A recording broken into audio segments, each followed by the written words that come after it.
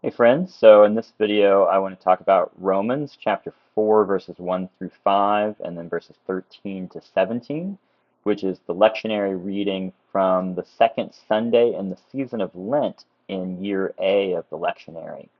So before we get into the passage in chapter 4, I just wanted to make note of some of the argument that Paul's making leading up to chapter 4. And so I have a couple verses here from chapter 3. Because Paul's letter to the Romans, I won't do a lot of background on the whole letter because I'll have a whole video on that background if you want to get into that more. But it is sort of one long argument, right? And this is Paul's writing a letter to a church that he did not found. He has not been to Rome before. And so, in some ways, this is an introduction of himself and his gospel. It's sort of like writing his own letter of recommendation to this congregation as he's on the way there. So all that to say that if we're going to understand Romans 4, we really have to understand its place in what is really the overarching argument of the letter as a whole, because uh, Paul is sort of working up to a point here throughout this entire letter. So I've included here Romans chapter 3, verse 9, where Paul says both Jews and Greeks are all under sin, because I think that's a pretty good summary, as much as a summary as you can get in one verse, of what it is that Paul's saying in the first few chapters of Romans, right? He kind of treats Greeks or Gentiles first in the second half of chapter 1, and then in chapter 2, he sort of turns the tables in a sense and says, "Oh yeah, you, my fellow Jews, you think Greeks or Gentiles are so simple, but what about you? Like, do you keep the law?" And so he ultimately comes to this conclusion that both Jews and Greeks are all, and the way he says it is under sin. I think what he means by that is sort of under the power of sin, right? If you read the rest of Romans and a lot of Paul's letters, you get the sense that sin is not just this individual choice of the will that we make, but it is an actual power in the world. And so Paul sees everyone living under that power until Christ is able to free them from that power. So he comes to this conclusion: both Jews and Greeks are all under sin, are all under the power of sin. And then if you continue reading in there in chapter 3, you see he has this whole litany of quotations, most of them from the Psalms, that say things like, "There is no one righteous, not even one," right? So he's sort of pointing to, like, even our own scriptures suggest that everybody is under the power of sin. But then in 321, he sort of turns the corner in some ways to say, "But now," and there's this very strong contrast here. Like, yes, we were all under sin, but now, apart from the law, the righteousness of God has been revealed. So he's saying uh, that yes, we're all under the power of sin, but now this new righteousness has been revealed, right? So for for Paul, of course, as a faithful Jew, the righteousness of God, this phrase here, dikaiosune to theou, right? The righteousness of God, God setting the world right, always was revealed through the law, right? But Paul is saying, but now, apart from the law, something new has happened, right? In other words, God's righteousness is being revealed in a new way. That God's righteousness was always revealed to the Jewish people through the law, but now, apart from the law, the righteousness of God, God's righteous work in the world, setting things right, has been revealed. And I couldn't fit the whole quotation on the screen here, but he goes on to say, being witnessed to by the law and the prophets. In other words, even while he's saying that something really radically new is happening, but now apart from the law, the righteousness of God is revealed, he still wants to say that it's in continuity with what God has already done. It's been witnessed to by the law and the prophets. And that's actually, I think, an important setup for what he does in chapter 4, because I think chapter 4 is basically his illustration of that, right? We're going to see that chapter 4 is all about Abraham. And Paul has not mentioned Abraham prior to this in Romans. And so Abraham sort of splashes on the scene all of a sudden. But I think this is essentially Paul's sermon illustration of what he's just said, that a new sort of path to righteousness has been revealed, but even while it's new, it's not completely unlike what came before. And so for him, Abraham is the illustration of that point. I mean, and maybe even say, I think it is a kind of sermon illustration, but I don't even want to put that too lightly, to make it sound like it's just an illustration or just an example because of course it is the pivotal example. Like it is like it needs to be Abraham who is the example of this because Abraham is the father of Israel, right? And so ultimately you can see I've put over here in this blue box what I think is the main point of this, and we'll work through the passage to get to this, but just so you kind of know where this is headed, I think the point of this passage is about who are children of Abraham, right? And of course, any first century Jew like Paul would say, well, the Jewish people are the children of Abraham, right? He's the father of Israel. But part of what Paul's going to say in this significant piece of what Paul wants to say in chapter 4 is that because Abraham was counted as righteous before the law was given, and he was reckoned as righteous because of his faith/faithfulness, it's possible to be a child of Abraham apart from the law, right? Going back to that phrase here in chapter 3, verse 21. And of course, ultimately, Paul's going to say, and he alludes to it in chapter 3, but he'll get into it even more in the later chapters, that the reason that's possible is because of the faithfulness of Christ. So that's sort of where we're headed here, is that a new path to being a descendant of Abraham has been opened up by the faithfulness of Jesus Christ. And for Paul, as a first century Jew, of course, that is in some sense the point, to be a descendant of Abraham, right? You see him making a similar case in Galatians, that this is about who are the descendants of Abraham. And what he wants to say in this chapter is, it's not just uh, it's not just those who are out of the law, who are from the law, who work through the law, as it sort of says in Greek, um, but it is also those who are from the faithfulness of Jesus Christ, right?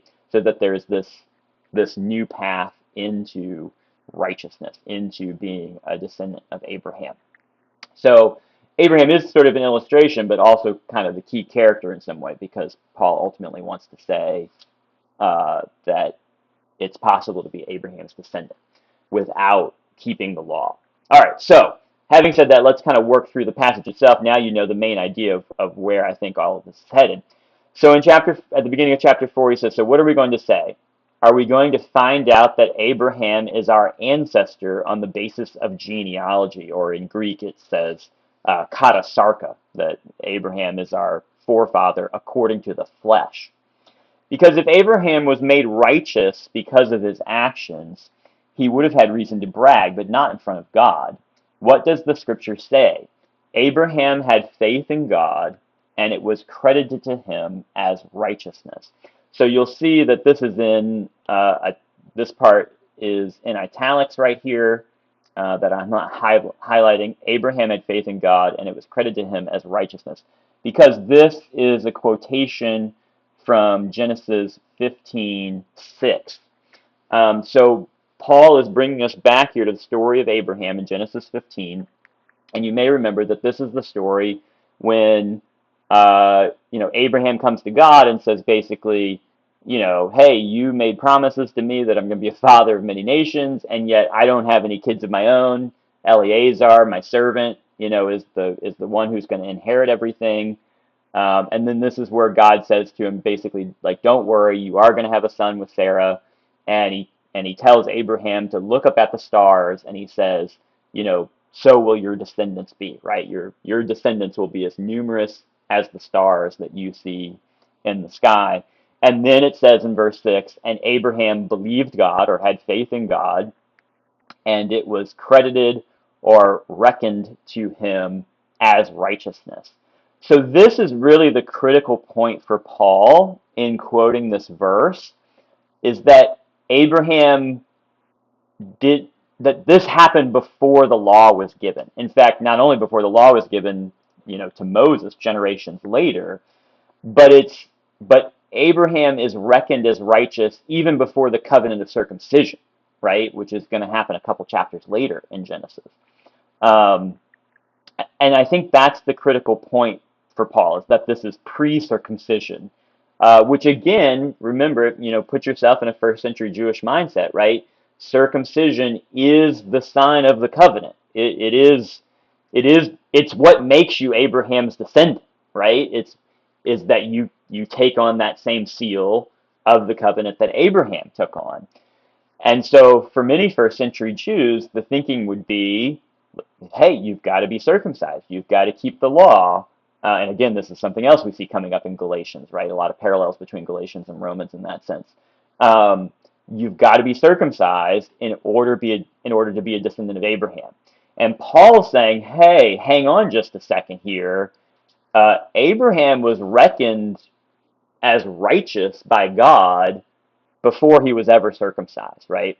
And so this becomes kind of a path for Paul, if you will, to how someone can become a descendant of Abraham without being circumcised. You see, he goes on to say, worker salaries aren't credited to them on the basis of an employer's grace, but rather on the basis of what they deserve. But faith or faithfulness, remember that word pistis in Greek can always be translated either way. And I shouldn't even really say either way because it's not an either or, it's both, right? Um, but faith or faithfulness is credited as righteousness to those who don't work because they have faith in God who makes the ungodly righteous.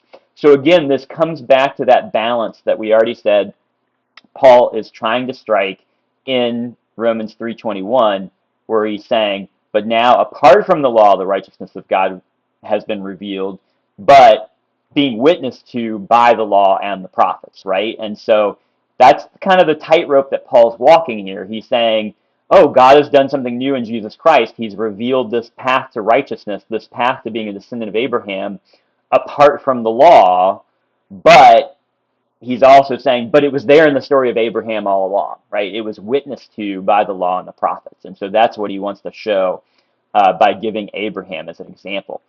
So then he goes on to say, and of course the lectionary here skips a bunch of verses to keep this kind of a shorter readable passage. So if we skip down to verse 13, the promise to Abraham and to his descendants that he would inherit the world didn't come through the law, right? So that's what I was highlighting about. This is the point that I think Paul's making, is that it didn't come through the law, but through the righteousness that comes from faith or faithfulness. If they inherit because of the law, then faith has no effect and the promise has been canceled. The law brings about wrath, but when there isn't any law, there isn't any violation of the law. That's why the inheritance comes through faith or faithfulness, so that it will be on the basis of God's grace. In that way, the promise is secure for all of Abraham's descendants. And here I think I would pick this out as sort of the critical point of what's being said here. The promise is secure for all of Abraham's descendants, not just for those who are related by law, but also for those who are related by the faith of Abraham, who is the father of us all. I think that's the main point that Paul's driving at here in Romans chapter 4. Now, I typically love the Common English Bible, which is what this translation is.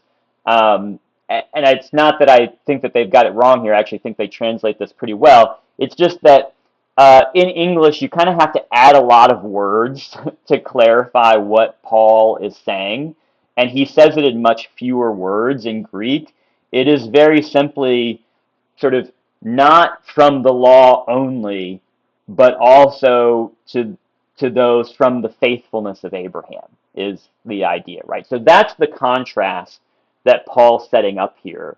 Or maybe contrast isn't even the right word, but he's sort of saying a both and, right? It's not just that those who are from the law, who are of the law, whose righteousness comes from the law. It's not just that they're descendants of Abraham. Notice, by the way, that he's not denying that they are descendants of Abraham, right? He's saying one path to righteousness is through the law. And I think Paul would say essentially that's the path for himself as a Jew and for his fellow Jews, is that the path to righteousness is through the law. He's not putting the law down, right? He's not saying, done with the law, thank goodness, that was such a burden, right?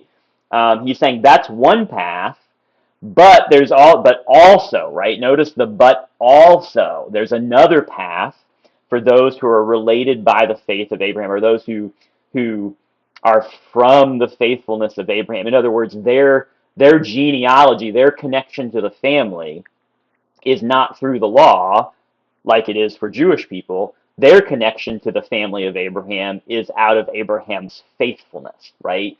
And so I think what's the main idea of what Paul's arguing here is that there has been this new path that has been opened up into the family of Abraham so that you don't have to go through the law, but that you can go through the faithfulness of Abraham, which is ultimately a foreshadowing of the faithfulness of Jesus Christ, right? So I think that's the main idea here. I do want to offer one thing that I think is an important clarification. You can see that I've put a picture of the Protestant reformer Martin Luther here, often called the father of the Protestant Reformation, and of course very influential for us in our own tradition as Protestants, uh, and so influential in fact that I think we often read Paul through Luther's eyes without even recognizing, like whether we recognize it or not, right? That I think we are so in the Western Protestant tradition, so deeply influenced by Martin Luther, especially in the way that we read Paul, even if we don't know how deeply influenced we are by him. And so I just want to make one clarification here that it's very easy to read a passage like this in Romans 4, and really lots of Paul's passages in Romans and Galatians, and to think that the main point of what Paul is saying is that this is all about faith and not about works. And what I would mean by that in this instance is that what we might see if we're reading through the eyes of Luther, what we might see Paul advocating is this is all about faith in the sense of an internal trust, right? Or a mental assent. This is something that I believe with my mind and with my heart, right? That it is all about that internal thing, and that works are bad, right? That we don't care about works. That that works are just a path to earning your salvation, and of course that's what Luther is advocating against, right? Now I actually think it is more nuanced moments. Luther doesn't even have quite this much of a dichotomy because Luther thought people should do good works too. Um, but I think sometimes when we read uh, Luther, or if we're influenced by Luther's very polemical arguments, in other words, he's making an argument in a very specific context of the Protestant Reformation where he's trying to argue against the practice of indulgences, right, as a way of earning salvation. And I think sometimes we can be influenced by him in how we think about Paul, and we can think that Paul's saying the same thing, that Paul's just saying, this is all about an internal belief, an internal trust, and that sort of like we might even go so far as to say, like, what we do with our bodies doesn't matter, right? Any external works are irrelevant. And as Protestants, we would say they don't matter in the sense of earning our salvation. You can never earn your salvation, right? But we would still want to say that, like, it, we expect that someone who has been transformed by the grace of Christ will live in a certain way, right? So I think a better way of capturing what Paul is saying in this chapter and in lots of his writings is not that it's just so much faith versus works or faith instead of works, but that I think the dichotomy here is really more about faith slash faithfulness. Again, that word pistis can mean, it really does mean both, versus specifically works of the law. And hopefully you heard that in the way that I was trying to talk about this passage. That I don't think Paul is just talking about works generally, right? Now, there are places here where he'll say, out of works or of works, but I think he tends to use that as a shorthand for another phrase that he uses often of works of the law specifically. In other words, specifically works of the Jewish law, right? So again, it's that contrast that I was highlighting before, that I don't think this is just generally like having faith instead of doing works, right? I think this is about participating in the faith slash faithfulness of both Abraham and Jesus uh, as a path to righteousness in addition to doing works of the law, right? That the law has been the path to righteousness for the Jewish people, and I think Paul believes, at least to some extent, remains that way. But for Gentiles, for Greeks, right? For most of us who are probably watching this video, right? That there is this new path that comes through the faith slash faithfulness of Abraham and then ultimately of Jesus. Now, you might be going like, oh, Dave, does that really matter? Like, aren't you kind of nitpicking at words here? just trying to show off your knowledge as a scholar or something like that, or of church history. But no, I think this actually really does matter, and I think it especially matters for those of us in the Wesleyan tradition who want to emphasize the transformation that we experience because of God's grace, right? I mean, aside from the fact that I just think it's important to understand what Paul's actually saying, uh, I think it's important for us, particularly in the Wesleyan tradition. We in the West, I mean, I think in a lot of Christian traditions, we don't really want to set up a, it's all faith and no works dichotomy, right? Because I think all Christians agree that a transformed life is going to result in certain kinds of works, right? But I think this is especially important in our Wesleyan tradition, where we want to emphasize that it's not just like, okay, you're forgiven, and then you're just kind of waiting for heaven, right? But that there is this ongoing work of sanctification, this ongoing work of transformation that is the imitation of the faithfulness of Christ, right? And so I actually think understanding Paul, what I think Paul is actually saying here, instead of just reading him through the eyes of Martin Luther. Not that there's anything wrong with Martin Luther. Martin Luther's great and did important things uh, for the period in history that he's working, and there's many good things that we can continue to learn from his writings and take from him. But I do think there are ways that we can capture Paul a little more accurately than the ways that Luther seems to be reading him.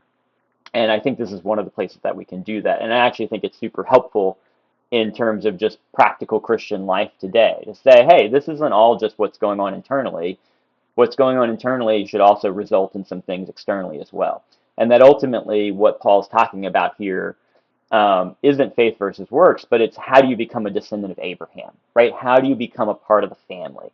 And I think that's a message that'll preach, right? That if you're preaching or teaching from this passage, um, that you can frame this as how do we become a part of the family, right? And uh, that of course for Jews like Paul, the law was typically the answer. The way you become part of the family is by being faithful to the good law that God has given. That the law is not a burden. It's not something that Paul's wanting to throw away. It's a gift of God, as he makes very clear in different parts of Romans.